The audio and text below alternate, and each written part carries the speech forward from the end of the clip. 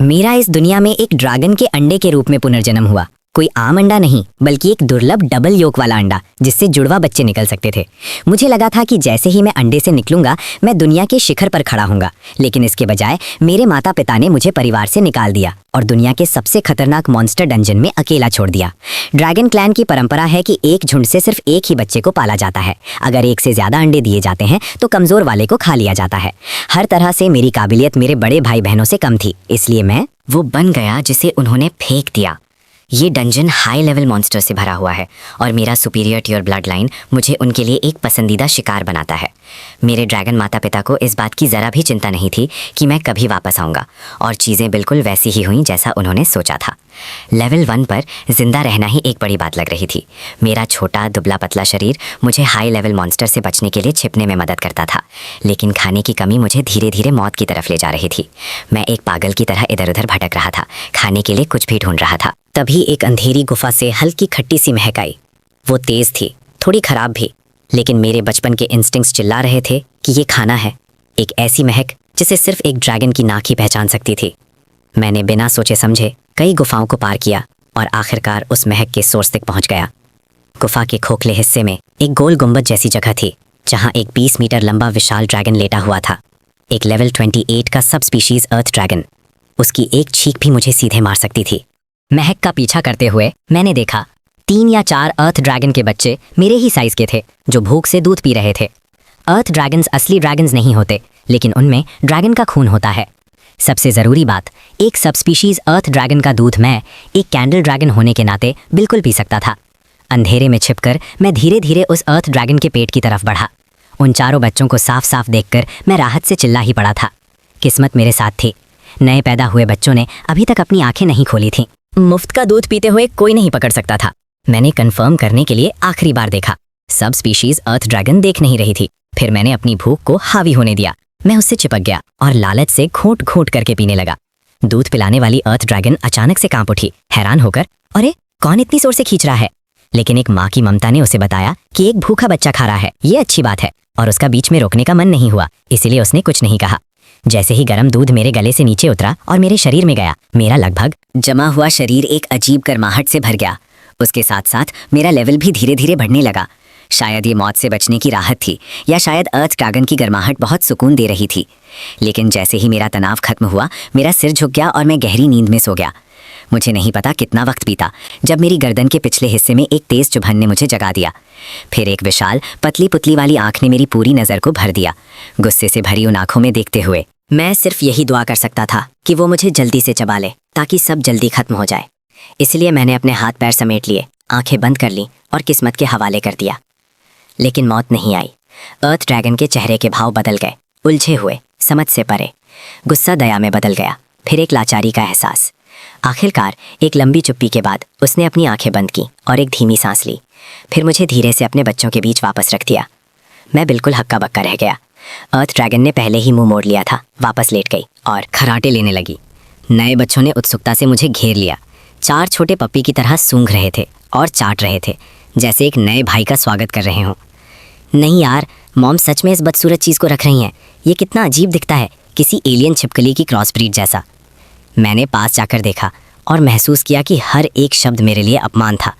मैंने अपना मुंह खोला और गुस्से में दहाड़ा। चारों बच्चे वहीं जम गए। साफ था, उन्हें उम्मीद नहीं थी कि मैं जवाब दूंगा। मुझे भी इसकी उम्मीद नहीं थी। लेवल अप होने और टेलीपैथिक कम्युनिकेशन अनलॉक होने के बाद ना सिर्फ मैं दूसरे मॉन्स्टर्स को समझ सकता था, बल्कि वो भी मुझे समझ सकते थे। और इस तरह मैंने उस गुफा में आराम से 3 दिन बिताए। उन बच्चों के साथ रहना हैरानी की बात है, काफ़ी अच्छा था। उनकी ज़बान खराब थी, लेकिन बस इतना ही। उन्होंने मुझे कभी सच में परेशान नहीं किया। वो मेरा लगातार मजाक उड़ाते थे, मेरे बेशरम मुफ्तखोरी पर नीचा दिखाने का नाटक करते थे। लेकिन असल में क्योंकि मैं सबसे छोटा, दुबला पतला और बदसूरत था, जब भी हम सोते वो चारों मुझे घेर लेते थे। और जब भी गुफा के बाहर हल्की सी भी हरकत होती, वो मेरे करीब आकर कहते, पीछे हटो तुम बेकार छोटू, और चुप रहो और रास्ते में मत आना। लेकिन उनके काम कुछ और ही कहते थे। वो मेरी एक बाहरी की रक्षा कर रहे थे। मैंने चुपके से उनके स्टार्ट स्कैन किए थे। वो मुझसे बहुत नीचे थे, लेकिन मैंने कभी जाहिर नहीं होने दिया। एक दुर्लभ सुपीरियर टियर मॉन्स्टर होने के नाते मेरा लेवल उनसे बहुत तेज़ी से बढ़ा। उन कुछ दिनों में मैं लेवल 9 तक पहुंच गया था। चारों अर्थ ड्रैगन के बच्चे सिर्फ लेवल 4 के थे। आफ्टर 3 डेज मैं सच में अर्थ ड्रैगन परिवार को अपना ही मानने लगा था, कम से कम मेरे बुरे जन्म देने वाले माता पिता से 1000 गुना बेहतर। बस एक अफसोस था कि मैंने कभी अर्थ ड्रैगन माँ से बात नहीं की थी, और जब भी मैंने उसे हेलो कहने की कोशिश की वो बस एक पल के लिए देखती और कभी जवाब नहीं देती थी। मुझे लगा कि ये शांति भरे दिन ऐसे ही चलते रहेंगे, लेकिन अगली ही सुबह एक लेवल 35 का सबस्पीशीज कोडो बीस्ट उस शांति को तोड़ते हुए गुफा में घुस आया। उसकी 4 खून से भरी आंख उन 4 अर्थ ड्रैगन के बच्चों पर टिकी हुई थी। वो साफ तौर पर भूख से पागल हो रहा था।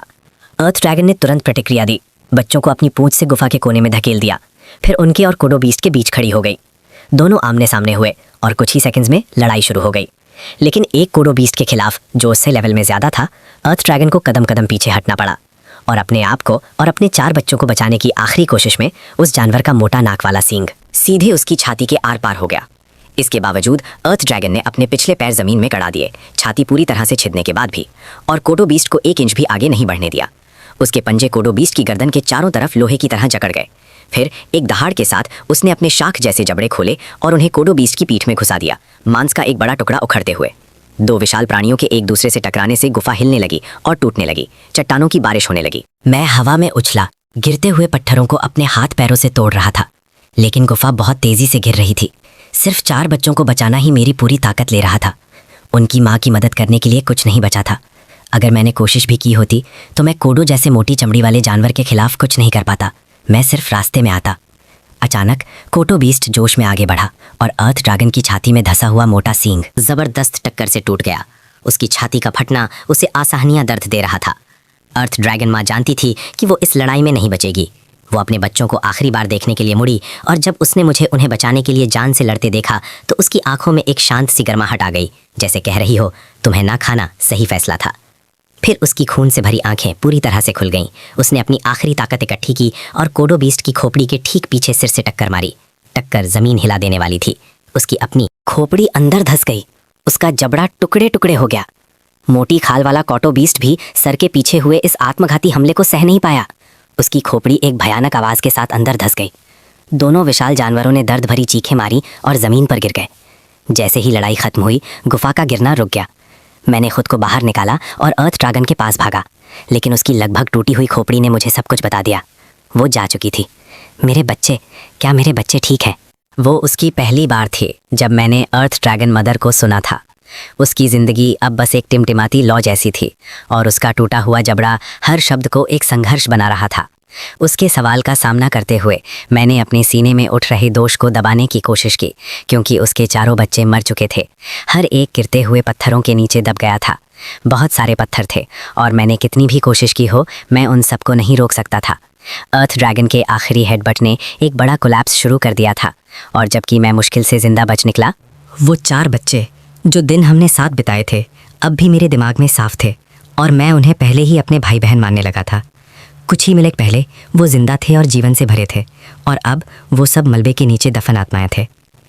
मेरे बच्चे, क्या वो ठीक हैं? अर्थ ड्रैगन की आंखें टक्कर में नष्ट हो गई थीं, फिर भी उसने अपनी आखिरी सांस पूछने में लगा दी। उसकी आवाज़ में उनके लिए सिर्फ प्यार भरा था। दोष की एक लहर मुझ पर टूट पड़ी, detonating inside my chest like a bomb. मैंने अपने दांत इतनी ज़ोर से भींचे कि मुझे लगा वो टूट जाएंगे। मैंने दुख को दबा लिया और अपनी आवाज़ को जितना हो सके नरम रखा। वो ठीक हैं, वो बस बेहोश हो गए हैं, वो सब ठीक हैं। ऐसा है क्या? एक राहत भरी मुस्कान उसके चेहरे पर आ गई। जब मैं चली जाऊं तो मुझे खा लेना, उसके शब्दों ने मुझे ठंडा कर दिया। हम इस डंजन में पैदा हुए हैं। ये एक श्राप है जो हम जन्म से झेलते हैं। कुछ भी बर्बाद नहीं किया जा सकता। ये आखिरी पोषण है जो मैं अपने बच्चों को दे सकती हूँ। मुझे नहीं पता कि तुम जैसा सुपीरियर टियर मॉन्स्टर यहाँ कैसे आ गया, लेकिन तुम्हें पनाह देने के बदले मैं तुमसे अपने बच्चों का ख्याल रखने के लिए कह रही हूँ। उसका कांपता हुआ शरीर और कुछ कहने से पहले ही जवाब दे गया, और एक आखिरी सांस के साथ उसके अंदर से जीवन पूरी तरह से चला गया। अंत में भी उसके चेहरे पर एक माँ की शांत खुशी थी, जो मानती थी कि उसके बच्चे सुरक्षित हैं। वो शांति से चली गई। खून मेरे पैरों के नीचे ज़मीन में समा गया और गुफा में मौत जैसी खामोशी छा गई। मेरा मुंह खुला का खुला रह गया, लेकिन मैं रो भी नहीं सकता था। चिल्लाने से सिर्फ और मॉन्स्टर्स आते, लेकिन मेरा सीना ऐसा लग रहा था जैसे पत्थर के नीचे को चल रहा हो। जिस सब स्पीशीज़ अर्थ ड्रैगन ने मुझे अपनाया था, जिन 4 बच्चों के साथ मैं रहा और सोया था, वो 5 एक पल में चले गए। पहली बार जब उनकी माँ ने मुझसे बात की, वो उसके आखिरी शब्द थे। उस पल एक ऐसी लाचारी जो मैंने पहले कभी महसूस नहीं की थी मुझ पर बाढ़ की तरह टूट पड़ी। लेकिन सच्चाई ने मुझे दुख मनाने का समय नहीं दिया। एक गरजती हुई दहाड़ ने हवा को चीर दिया और सब स्पीशीज कोडो बीस्ट, जिसे मर जाना चाहिए था, लड़खड़ाते हुए अपने पैरों पर वापस खड़ा हो गया। उसकी धसी हुई खोपड़ी अभी भी खुली थी। उसने एक जीत की दहाड़ मारी। आयस, the tiny hatchling left standing before it posed no threat at all.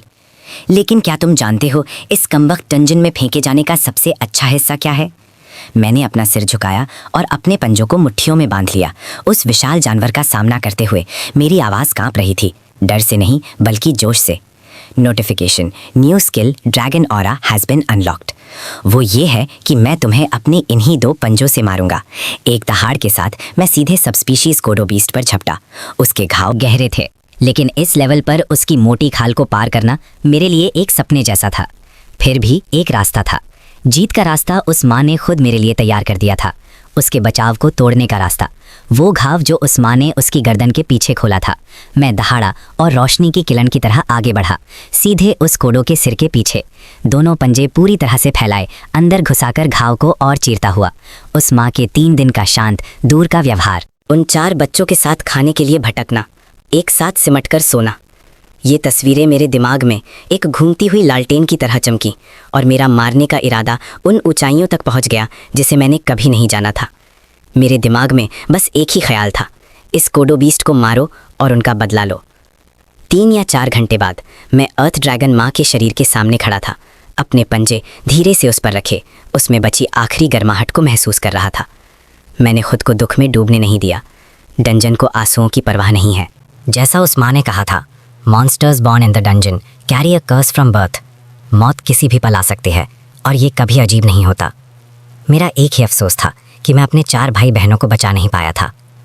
माँ, मैं तुम्हारे लिए और उन सब के लिए जीऊँगा। मैंने अपना मुंह खोला और उस माँ के शरीर को काटा। मांस का एक टुकड़ा तोड़ा और उसे निगल गया। मैंने सिसकियों को रोका, हर निवाले के साथ अपने आंसुओं को भी निगल रहा था। किसी ऐसे का मांस जिसे मैं प्यार करता था। इतना आसान या कड़वा लग रहा था।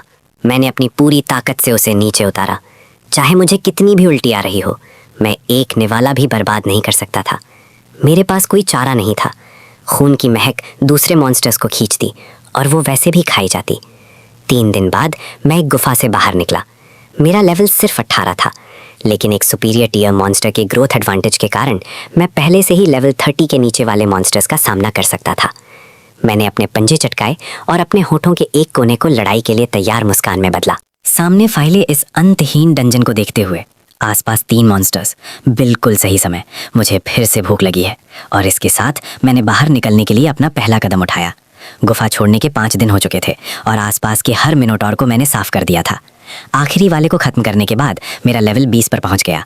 डिंग, नोटिस, करंट लेवल कैप तक पहुंच गए हैं। एक्सपीरियंस गेन रुका हुआ है। लेवल लिमिट बढ़ाने के लिए कृपया एक एवोल्यूशन पाथ चुनें। असेंडिंग कैंडल ड्रैगन, एक यंग कैंडल ड्रैगन के लिए स्टैंडर्ड एवोल्यूशन जिससे माना कैपेसिटी बढ़ जाती है। माइनर कैंडल ड्रैगन, एक जनरल पर्पस एवोल्यूशन जिससे सेंसेस तेज और रिफ्लेक्सेस फास्ट हो जाते हैं। डिग्रेडेड कैंडल ड्रैगन एक अनकन्वेंशनल एवोल्यूशन पाथ है। मुश्किल हालातों में कुछ समय तक जिंदा रहने के बाद अनलॉक होता है। इससे वाइटैलिटी और एजिलिटी तो बढ़ती है, लेकिन माना कैपेसिटी और फिजिकल ग्रोथ लिमिट हो जाती है। पॉपअप को देखकर मैं पैटर्न समझ गया। हर 20 लेवल्स पर एक टियर आता है। ऊपर जाने के लिए एवोल्यूशन जरूरी है। लेकिन जैसे ही मैं अपने ऑप्शंस के बारे में सोच रहा था, ऑप्शंस, पीछे से एक जबरदस्त प्रेशर मुझ पर पड़ा।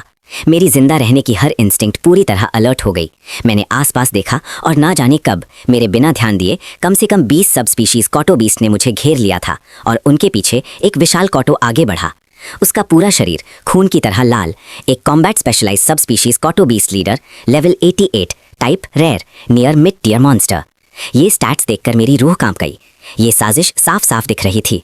कॉटो बीस्ट लीडर ने जानबूझकर मुझे जाल में फंसाया था। मुझे हैरानी इस बात की थी कि इस क्रीचर से मेरी कोई दुश्मनी नहीं थी। हमारे बीच कोई झगड़ा नहीं था, तो फिर कॉटो बीस्ट अचानक मेरे पीछे क्यों पड़ गया? फिर मुझे समझ आया। मैंने टेलीपैथिक कम्युनिकेशन एक्टिवेट किया और बात करने के लिए तैयार हो गया। कॉटो बीस्ट लीडर ने पहले गुस्से से सांस छोड़ी, फिर बोला, सोचा नहीं था कि हमारे इलाके से खाना चुराने वाला इतना छोटा सा बच्चा होगा। इससे सब साफ हो गया। मिनोटॉर्स कॉटो बीस्ट का मेन खाना होते हैं और अपने शुरुआती दिनों में अपनी कॉम्बैट स्किल्स को बेहतर करने के लिए और ग्लटनी स्किल के कारण मेरी भूख आसमान छू रही थी।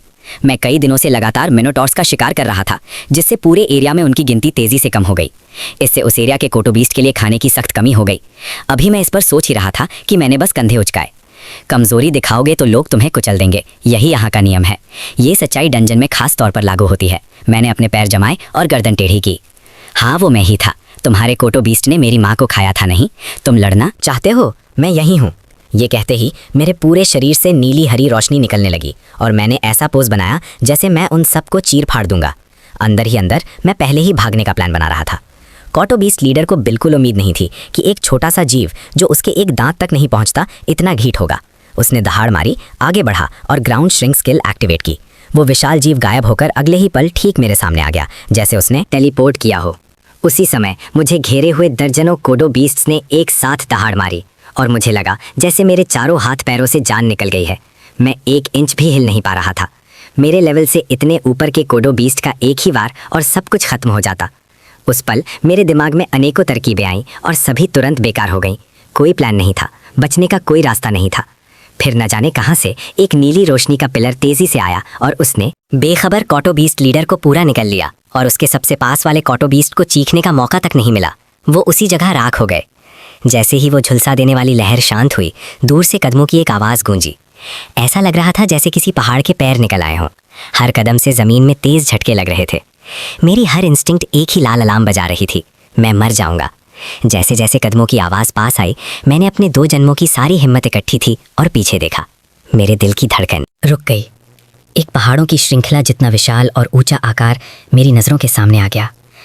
सबसे पहली चीज़ जो मैंने देखी वो उसका चेहरा नहीं था, वो मेरी स्किल ट्रूथ से मिली डेटा की पहली लाइन थी। Target leviathan, level 355, type superior tier monster. उसके एट्रीब्यूट्स इतने ज़्यादा थे कि ट्रूथ उसके लेवल और टियर के अलावा कुछ भी रजिस्टर नहीं कर सका। मैंने अपनी सांस रोक ली।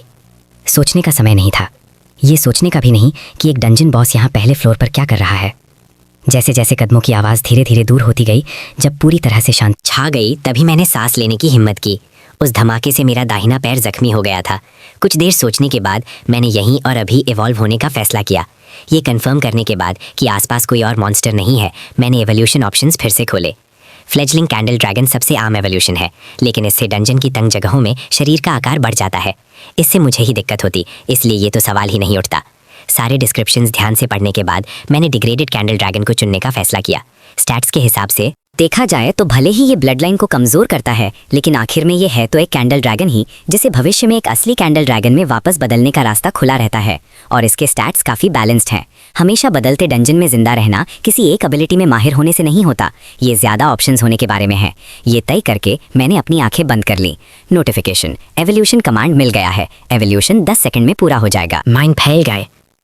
Dart, Tant, खून का बहना, छक्का, सब कुछ गायब होगा। मेरे कमजोर शरीर में गर्म और उबलता हुआ खून बह गया। पुरानी खाल उठाने लगी, उसकी जगह नॉइस केस आ रही थी। इस एहसास को महसूस करने का मुझे वक्त नहीं मिला और ये खत्म हो गया। टिंग, लेवल बढ़कर 8 हो गया। मेरी आसमानी रंग की स्केल्स अब गहरी बैंगनी हो गई थी, जो पहले से ज़्यादा मजबूत दिख रही थी। बाकी सारे स्टैट्स भी बढ़ गए थे। ड्रैगन विजन और परसेप्शन दोनों के तेज होने से मैं साफ महसूस कर सकता था कि लेवायथन की मौजूदगी से फ्लोर 1 पर मॉन्स्टर की आबादी खत्म हो रही थी और जो भी जिंदा था वो घबराकर भाग रहा था। मुझे कोई अंदाज़ा नहीं था कि लेवायथन, एक डंजन बॉस, फ्लोर 1 पर क्यों आया था, लेकिन मैं एक बात जानता था, पहला फ्लोर अब पूरी तरह बदलने वाला था। यही सोचकर मैंने अपना फैसला किया, अब फ्लोर 2 पर जाने का समय आ गया है। माँ को खोने के कुछ ही समय बाद मुझे फ्लोर 2 का प्रवेश द्वार पहले ही मिल गया था। मैं अब तक वहाँ इसलिए नहीं गया था क्योंकि वजह साफ थी। एक बार आप फ्लोर 2 पर उतर गए तो आप फ्लोर 1 पर वापस नहीं आ सकते। मुझे अभी भी नहीं पता था कि लेवायथन यहाँ क्या कर रहा था, लेकिन अगर हालात ने मुझे मजबूर नहीं किया होता तो मैं इतनी जल्दी नीचे नहीं जाता। कुछ मिनट बाद मैं रास्ते के मुहाने पर खड़ा था, नाक बंद की, आंखें बंद की और सीधे नीचे कूद गया। लंबी गहराई में गिरने के बाद मैंने एक साफ लैंडिंग की उम्मीद की थी। इसके बजाय एक इंसानी कवच के टुकड़े ने लैंडिंग को बिल्कुल भी आसान नहीं होने दिया। लेकिन इससे मुझे एक बात का एहसास हुआ, क्या इंसान सच में इस दुनिया की सबसे शक्तिशाली प्रजाति है? मैंने पैदा होने के बाद से एक भी इंसान नहीं देखा था, लेकिन जैसे ही ये ख्याल मेरे दिमाग में आया, मेरे पीछे 7 या 8 मीटर दूर से एक हल्की सी सरसराहट की आवाज़ आई। ये सोचकर कि कोई मॉन्स्टर घाट लगाने की कोशिश कर रहा है, मैं चौकन्ना होकर घूम गया। और जैसे ही मैं घूमा, मेरे दिल के साथ कुछ ऐसा हुआ जिसकी मुझे उम्मीद नहीं थी। ज्यादा दूर नहीं, एक बंद गली के कोने में एक छोटी सी दुबली पतली लड़की थी। पुनर्जन्म के बाद ये पहला इंसान था जिससे मैं मिला था, और ऊपर से वो खूबसूरत भी थी। मेरे जैसे इंट्रोवर्ट के लिए जो 2 जन्मों से अकेला था, कल्पना के घोड़े दौड़ने लगे। लेकिन जैसे ही मैंने कुछ कहने के लिए अपना मुंह खोला, वो लड़की डर से चीखी और जमीन पर गिर गई। घबराहट में पीछे खिसकने लगी, बेचैनी से पैर मारते हुए। लेकिन ठीक उसके पीछे एक पत्थर की दीवार थी, जाने के लिए कोई जगह नहीं थी। उसका रिएक्शन देखकर मैं हैरान रह गया। मेरा ये छोटा सा गोलमटोल रूप तो किसी भी लड़की को प्यारा लगना चाहिए था, है ना? मैं जमीन पर झुक गया और उसकी तरफ ऐसे बढ़ा जैसे कोई सड़क पर आवारा बिल्ली के पास जाता है। हे, मेरा कोई नुकसान पहुंचाने का इरादा नहीं है, मैं बस जानना चाहता हूँ कि तुम यहाँ कैसे पहुंची। क्या तुम मुझे समझ सकती हो? लड़की और भी डरी हुई लग रही थी, अपने मुंह में कुछ बड़बड़ा रही थी। लड़ो और शायद बच जाओ, नहीं लड़ोगे तो ज़रूर मर जाओगे। मास्टर गिंगे, मुझे शक्ति दो। ऐसे शब्द जिनका मेरे लिए कोई मतलब नहीं था। परेशान होकर मैंने खुद को समझाने के लिए उसके पास जाने की कोशिश की, लेकिन जैसे ही मैं 2 मीटर के दायरे में आया, उसने अचानक हमला कर दिया। अपनी पूरी ताकत से एक राउंड हाउस किक मारी। मुझे बिल्कुल भी अंदाज़ा नहीं था, और इतने पास से वो किक ठीक मेरे सर के सबसे कमज़ोर हिस्से पर लगी। तब मेरी आंखों के सामने एक लाइन आई, HP-1। मैं सोचे बिना नहीं रह सका। कितनी कमज़ोर। मैंने ट्रूथ खोला और उसके स्टैट्स चेक किए। बेचारी कहना भी कम होगा। Target active duty battle monk, level 19। Type common human female. Reproductive value above average. ऐसे स्टैट्स के साथ तो वो फ्लोर 1 पर भी नहीं टिक पाती, और मैं सच में नहीं समझ पा रहा था कि वो फ्लोर 2 तक कैसे पहुंची। वो लड़की अब जमीन पर झुकी हुई अपना पैर पकड़े हुए थी। साफ दिख रहा था कि उसे बहुत दर्द हो रहा है। किक ने मुझे कुछ नहीं किया था, लेकिन उसके दाहिने पैर में बुरी तरह मोच आ गई थी। लेकिन अगले ही पल चोट को पूरी तरह नज़रअंदाज करते हुए वो एक पागल की तरह पास की सुरंग की तरफ भागी। मैं उसका पीछा करने के लिए आगे बढ़ा, लेकिन ऊपर से ब्लड फैंग स्पाइडर्स लगातार गिरते रहे, बार बार मेरा रास्ता रोकते हुए। डंजन के मॉन्स्टर्स लाइफ एसेंस के आधार पर शिकार करते हैं, जिसका मतलब था कि वो कमज़ोर इंसान उनकी दिलचस्पी से बाहर थी। वो सब इसके बजाय मुझ पर झपटे। ऐसा नहीं कि उनसे कोई असली खतरा था, लेकिन उनकी वजह से मैं उस लड़की को पूरी तरह खो बैठा। मैं बहुत निराश था। वो यहीं थी और बस ऐसे ही वो चली गई। 5 दिन बीत गए और मैंने धीरे धीरे फ्लोर 2 पर अपने पैर जमा लिए। फ्लोर 1 के विपरीत यहाँ के मॉन्स्टर्स बहुत ज़्यादा किस्म के थे। लगभग हर दिन मैं ऐसी प्रजातियों से टकराता था जिन्हें मैंने पहले कभी नहीं देखा था, और उनमें इंसान भी शामिल थे। सिवाय इसके कि मुझे जो भी इंसान मिला वो या तो लाश था या हड्डियों का ढेर। उस दिन की लड़की अभी भी मेरे दिमाग में थी, ज़्यादातर इसीलिए क्योंकि वो इंसान थी। पिछले कुछ दिनों में मैं फ्लोर 2 पर 1 से ज़्यादा बार इंसानी अवशेषों से टकराया था, और यहाँ तक कि बहुत सारे इंसानी पैरों के निशान भी मिले जो कम से कम 200 से 300 लोगों के ग्रुप का इशारा दे रहे थे। फिर भी मैं उन्हें बहुत खोजना चाहता था। डंजन का माहौल साफ तौर पर इंसानों के लिए नहीं बना है। अगर उनके पास अंदर आने का साधन था तो लॉजिक कहता है कि उनके पास बाहर जाने का भी साधन होगा। कम से कम लॉजिक तो यही था, और इस संभावना का ही मैं कब से इंतजार कर रहा था। बदकिस्मती से दिनों तक इंसानी निशानों का पीछा करने की कोशिश से कुछ भी हासिल नहीं हुआ। सिर्फ और अवशेष मिलते गए, एक के बाद एक। फिर जैसे ही मैं गुफा से निकलने वाला था, एक सुई जैसी चुभने वाली ठंडक मेरी पीठ से नीचे तक गई। मेरे दिमाग से पहले मेरे शरीर ने रिएक्ट किया। एक साइड रोल, बिल्कुल सहज। हवा का एक बहुत ही आक्रामक झोंका मेरे सर के पास से गुजरा, और पत्थर की दीवार में कई फुट लंबे 4 गहरे निशान बना दिए, जैसे पत्थर कागज हो जिसे एक बिल्ली ने नोच दिया हो। सोचने का समय नहीं था। मैंने तुरंत ड्रैगन विजन से मिली तेज सुनने की शक्ति को एक्टिवेट किया और थोड़ी दूर पर एक छोटे से जीव को महसूस किया, जो एक अविश्वसनीय गति से मेरी तरफ आ रहा था। जब तक मैं इसे समझ पाता, वो जीव मेरी पीठ से 50 सेंटीमीटर से भी कम दूरी पर था। मेरी रूह कांप गई। पीछे मुड़कर देखने का भी समय नहीं था। एक और साइड रोल। तेज पंजे बाल बराबर फासले से मेरे चेहरे पर लगी स्केल्स को रगड़ते हुए निकल गए, और जब मैं लुढ़ककर अलग हुआ तो मैंने अपने चेहरे पर 4 घाव पाए। 2 वार, और तुम अभी भी सांस ले रहे हो। कोई हैरानी नहीं कि तुमने मेरे इलाके में घुसने की हिम्मत की। लगता है तुम्हारे पास सच में कुछ स्किल्स हैं। एक लड़की की आवाज़ अंधेरे से आई। वो 4 पैरों वाला जीव अंधेरे में छिपा हुआ था, और अपने पंजों से खून चटने के बाद वो एक इंसान की तरह अपने पिछले पैरों पर खड़ा हो गया। मुझे लगता है तुम्हारे पास टेलीपैथिक कम्युनिकेशन स्किल है, तो हम बात कर सकते हैं। लेकिन चाहे जो भी हो, तुम मेरे इलाके में आए हो तो जिंदा बाहर जाने की उम्मीद मत करना। मैं उसे साफ नहीं देख सकता था, लेकिन मैं बता सकता था कि वो जीव मुझे देखकर मुस्कुरा रहा था। जैसे ही उसने ये शब्द खत्म किए, वो परछाई अंधा कर देने वाली रफ्तार से मुझ पर झपटी। इतनी तेज कि नंगी आंखें मुश्किल से देख सकती थी। एक ही जीव से ऐसा एहसास हो रहा था जैसे दर्जनों ने मुझे एक साथ घेर लिया हो। मैंने कभी सोचा नहीं था कि मेरा सामना ऐसे दुश्मन से होगा जिससे निपटना नामुमकिन हो। जब तक मैं अपने ज़रूरी अंगों को बचाता रहा और एक हिट किल से बचता रहा, मैं जल्दी नहीं मरूंगा। लेकिन इस जीव की बेहिसाब रफ्तार ने मुझे लगभग पूरी तरह लाचार कर दिया था। अगर ये चलता रहा तो देर सवेर मैं मार दिया जाऊंगा, और ये जीव साफ तौर पर मुझे मारने के इरादे से आया था। एक ऐसी स्थिति का सामना करते हुए जिसमें जीत नहीं सकता था, मैंने बिना हिचकिचाए ट्रूथ में स्किल ट्री मैप खोल लिया। मैंने पहले भी स्किल ट्री का अध्ययन किया था, भले ही ये जटिल लगता था। ज्यादातर स्किल्स बस मौजूदा स्किल्स के अपग्रेड या ब्रांचेस थे और बिना प्रीरेक्विजिट्स के अनलॉक नहीं किए जा सकते थे। लेकिन बेस लेवल स्किल्स वो मैंने बहुत पहले ही ठीक ऐसे ही पल के लिए याद कर लिए थे।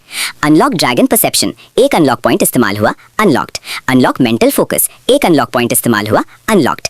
अनलॉक पल्स, 5 स्किल ट्री पर दौड़ गई। जब ड्रैगन परसेप्शन और मेंटल फोकस के नोट्स चल उठे, मेरी आंखें झट से खुल गई और एक पल में दुनिया अलग दिखने लगी।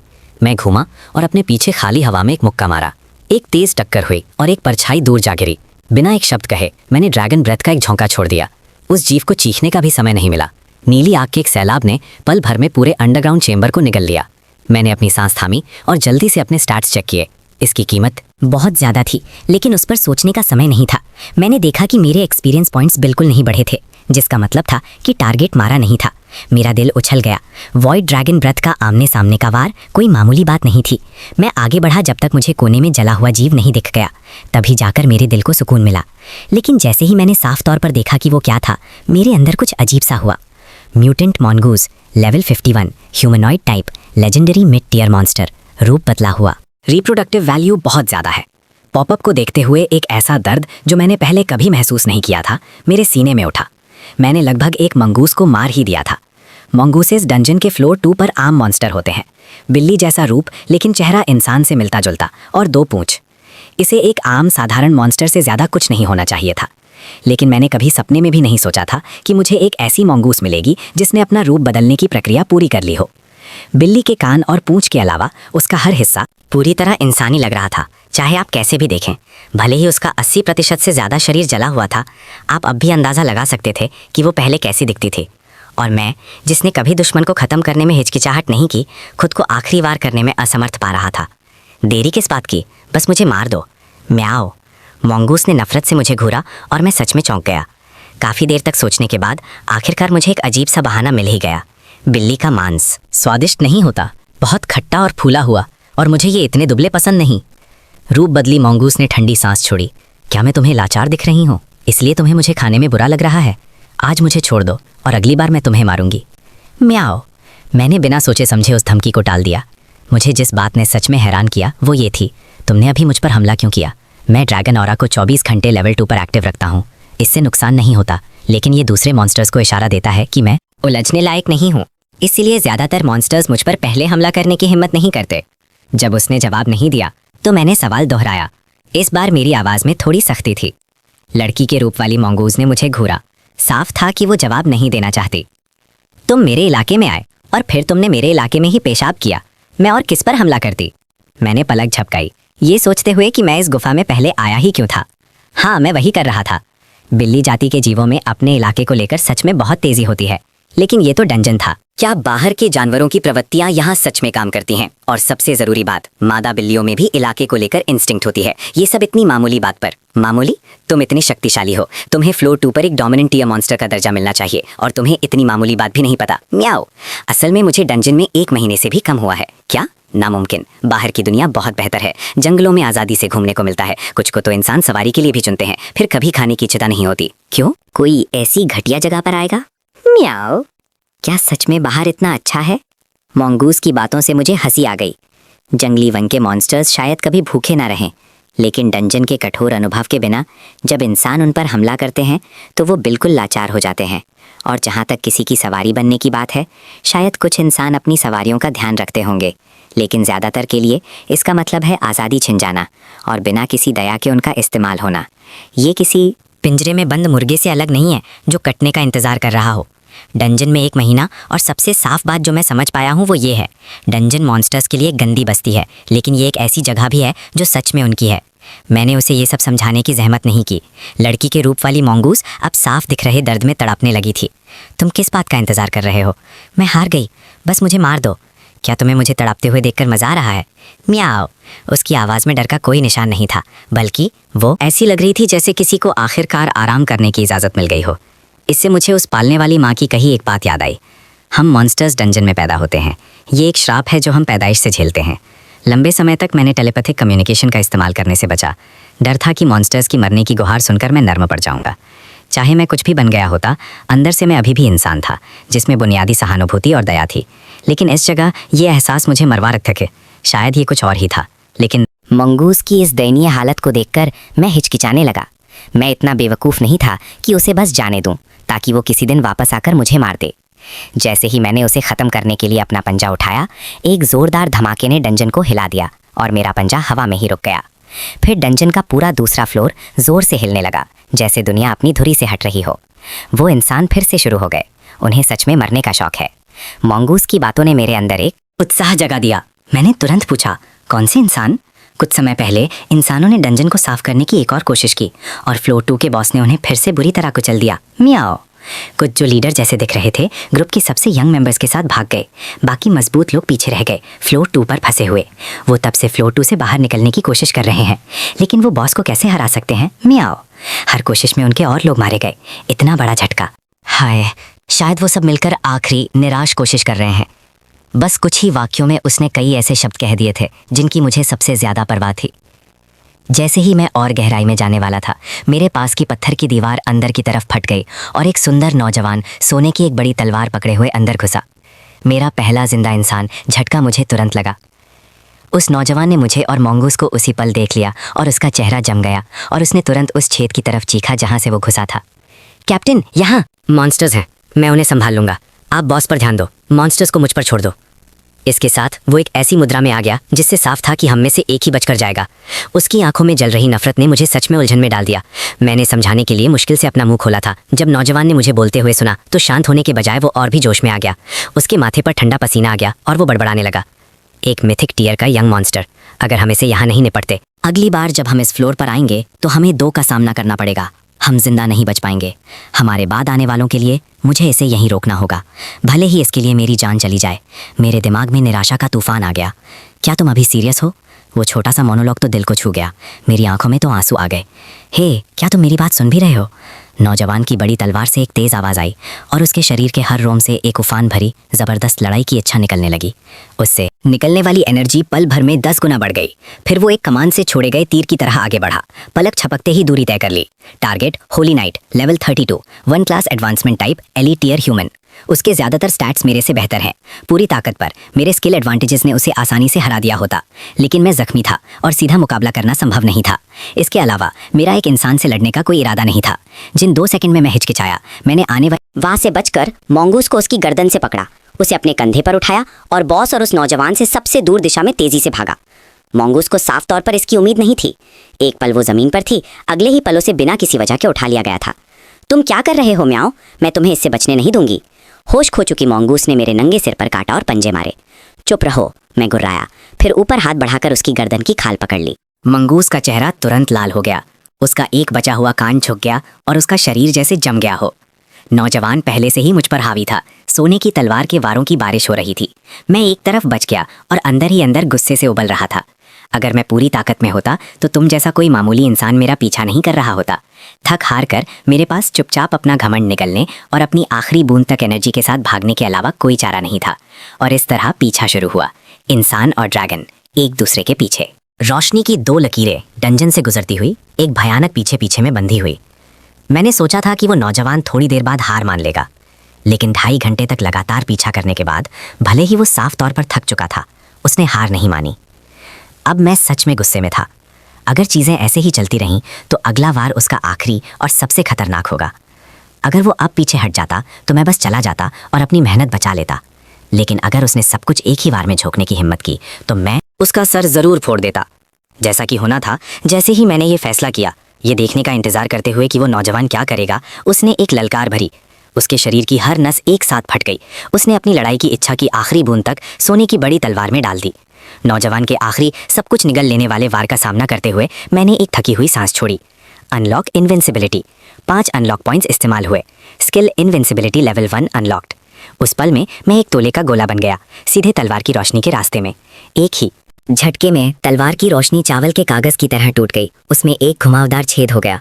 वो नौजवान कभी अंदाजा नहीं लगा सकता था कि जिस जीव का वो अभी पीछा कर रहा था वो अचानक मुड़कर उस पर सीधा हमला कर देगा।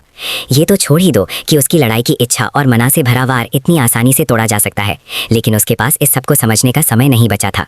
एक टक्कर की आवाज़, मेरा सख्त सिर नौजवान के पेट में पूरी ताकत से लगा और उसने एक दर्दनाक चीख मारी। उसका शरीर एक चक्री की तरह घूमता हुआ पीछे की तरफ उड़ा, एक के बाद एक दर्जनों मोटे पत्थर के खंभों को तोड़ता हुआ, जब तक कि आखिर में वो एक पत्थर की दीवार से टकराकर रुक नहीं गया।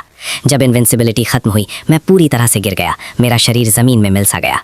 मुझे लगा कि आखिरकार मैं सांस ले पाऊंगा, लेकिन लेवल अप नोटिफिकेशंस की एक झाड़ी ने मुझे मार दिया और मेरा सिर फिर से घुमा दिया। इवॉल्व होने के बाद से हर लेवल के लिए ज़रूरी एक्सपीरियंस आसान छू गया था और मल्टीप्लायर्स हद से ज़्यादा बढ़ गए थे। बहुत समय हो गया था जब मैंने लगातार कई लेवल अप्स देखे थे। इस इंसान की लड़ाई की शक्ति लगभग एक कॉटू बीस्ट के बराबर थी, और फिर भी इस कमज़ोर समझे जाने वाले इंसान ने मुझे एक ही झटके में 6 लेवल ऊपर पहुंचा दिया था। पोस्ट एवोल्यूशन लेवल 11 से सीधे लेवल 17 तक, लगभग 12,000 एक्सपीरियंस टोटल। ऐसा लग रहा था जैसे सिस्टम मुझे इंसानों को मारने के लिए प्रोत्साहित कर रहा हो। Ting, main quest unlock, floor 2 boss Medusa's head को हराओ, क्वेस्ट रिवॉर्ड 50 अनलॉक पॉइंट्स। उस नोटिफिकेशन ने मुझे सीधा खड़ा कर दिया। हर चीज़ से बचने के बाद, हर मौत के करीब की लड़ाई से निकलने के बाद, जो 5 पॉइंट्स मैंने अभी कमाए थे, उन्हें मिलाकर मैंने कुल 35 अनलॉक पॉइंट्स इकट्ठे किए थे, और ये एक अकेला क्वेस्ट 50 दे रहा था। तभी पीछे से मोंगूस की आवाज़ आई। मैं घूमा। वो मुझे ऐसे घूर रही थी जैसे वो किसी ऐसी चीज़ को देख रही हो जिसका अस्तित्व ही नहीं होना चाहिए। ऐसा क्यों है कि जब तुमने उस इंसान को मारा तो तुम्हारी सारी चोटें पूरी तरह से ठीक हो गईं, और तुम्हारी शक्ति अचानक इतनी ज़्यादा कैसे बढ़ गई? एक ही बार में? मोंगूस साफ तौर पर हैरान थी। किसी भी आम तर्क के हिसाब से एक मॉन्स्टर की ग्रोथ किसी भी जीवित प्राणी की तरह होती है, स्थिर और धीरे धीरे। लेकिन उसके सामने इस यंग ड्रैगन ने एक ही इंसान को मारा था, और ना सिर्फ उसके घाव गायब हो गए, उसकी शक्ति पल भर में बढ़ गई थी। उसने ऐसा कुछ पहले कभी नहीं देखा था। उसके हैरान और डरे हुए सवालों का सामना करते हुए मैंने अपना चेहरा शांत रखा। तो क्या तुम यहाँ मरना चाहती हो, या मेरे साथ आकर फ्लोर 2 के बॉस को मारना चाहती हो? क्या तुम पागल हो गए हो? वो फ्लोर 2 का बॉस है। वो एक ही जगह इसलिए रहती है क्योंकि वो हिल नहीं सकती। वो तीनों प्रवेश द्वारों की रक्षा करती है। फिर कुछ समझ आया? मोंगूस ने मुझे हैरानी से देखा, और एक लंबी चुप्पी के बाद उसने आखिरकार पूछा, मुझे ये मत कहना कि तुम मेडिंगसा के सर को मारने का प्लान बना रहे हो, सिर्फ फ्लोर 3 तक पहुंचने के लिए? म्याओ। मैंने शब्दों से जवाब नहीं दिया, बस मुस्कुराया और सिर हिलाया। मोंगूस ने अपने जले हुए घावों को नज़रअंदाज किया और अपनी आवाज़ ऊंची की। तुम्हारी अभी की ताकत से तुम मुझे भी बिना पसीना बहाए को चल सकते हो। जब तक तुम मेड्यूसा के सर के पास नहीं जाते, तुम इस पूरे फ्लोर पर बिना किसी विरोध के राज कर सकते हो। बिना किसी वजह के खुद को खतरे में क्यों डाल रहे हो? म्याओ। तुमने अभी कहा था कि वो इंसान फ्लोर के बॉस से इसीलिए लड़ रहे हैं क्योंकि वो डंजन से बाहर निकलने की कोशिश कर रहे हैं, है ना? जैसे ही मैंने ये शब्द कहे, मोंगूस पूरी तरह समझ गई। ये मत कहना कि तुम सच में डंजन छोड़ना चाहते हो। मैं समझदारी से मुस्कुराया। तो और गहराई में जाना ही रास्ता है, मुझे बताओ डंजन से बाहर कैसे निकलते हैं?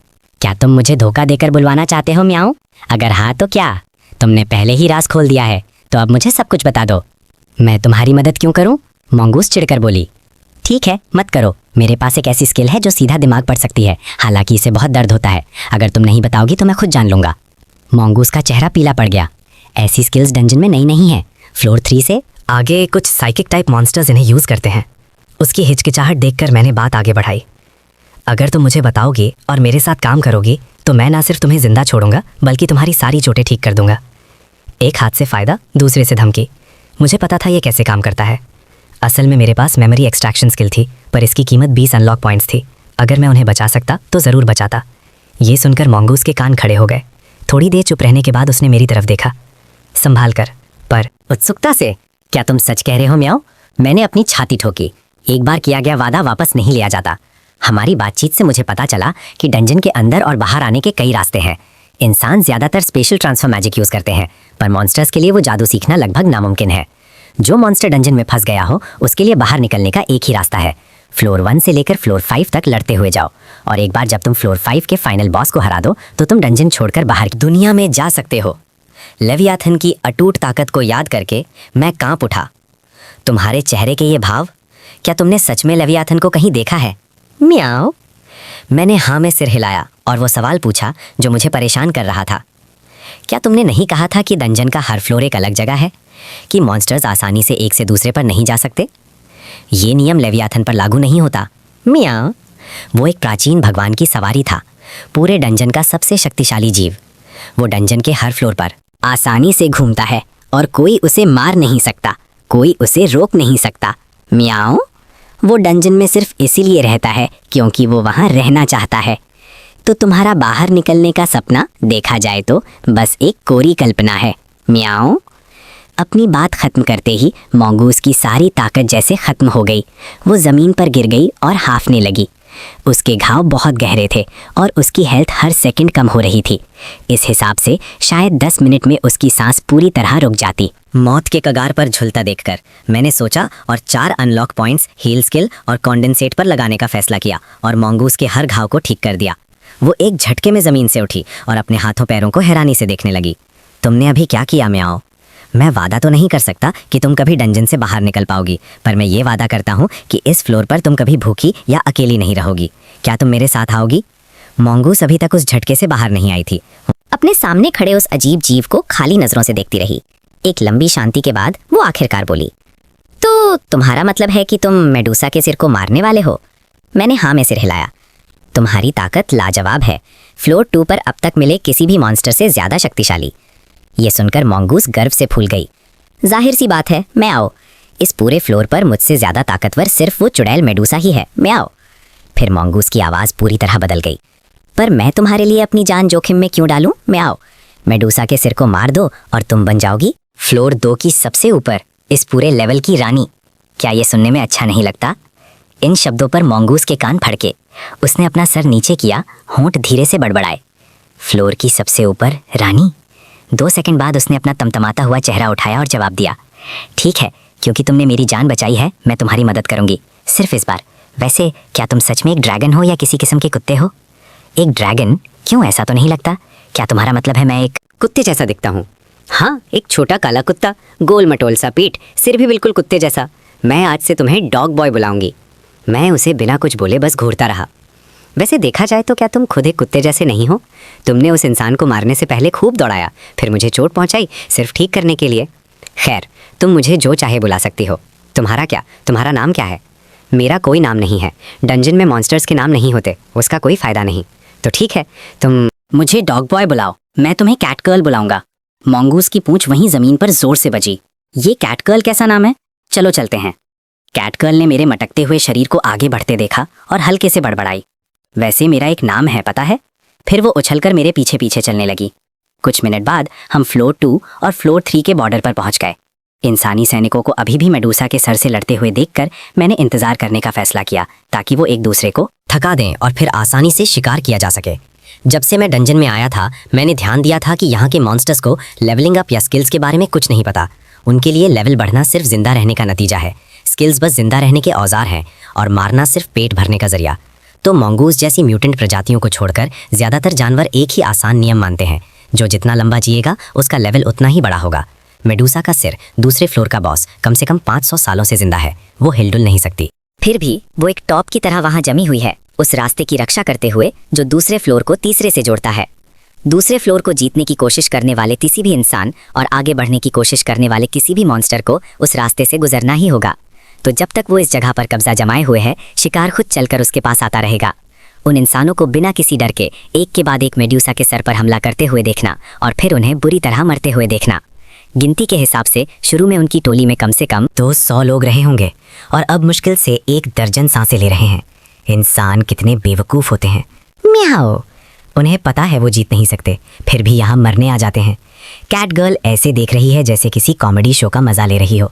मैं अपना चेहरा शांत रखता हूँ। उनकी जान मेरे लिए कोई मायने नहीं रखती।